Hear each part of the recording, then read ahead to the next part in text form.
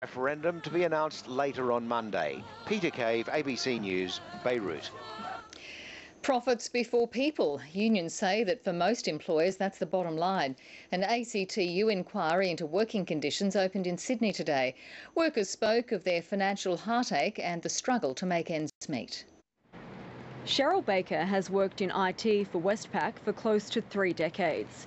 Before Christmas, she received a letter saying the bank would be outsourcing her work and that redundancies should be expected.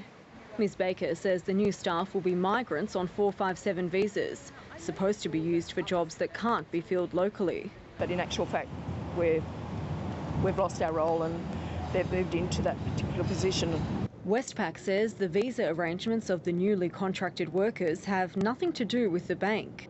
Cheryl Baker is also annoyed that she and her colleagues have been asked to train the new workers. So we've just been moved sideways and we're sitting there to help out with any transitions, that type of thing, and knowledge transfer.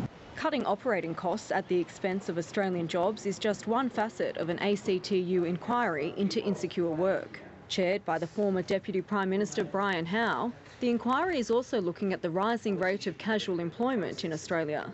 It's basically grown from virtually nothing in the early 1980s to being around 1 employee in 4 now.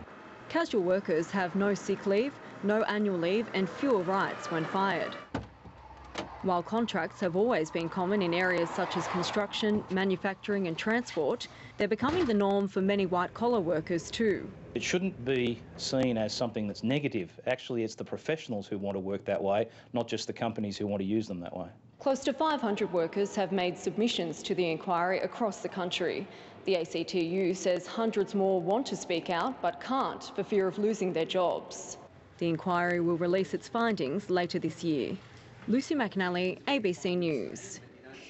Petrol prices are set to surge in the next 2 weeks, according to analysts.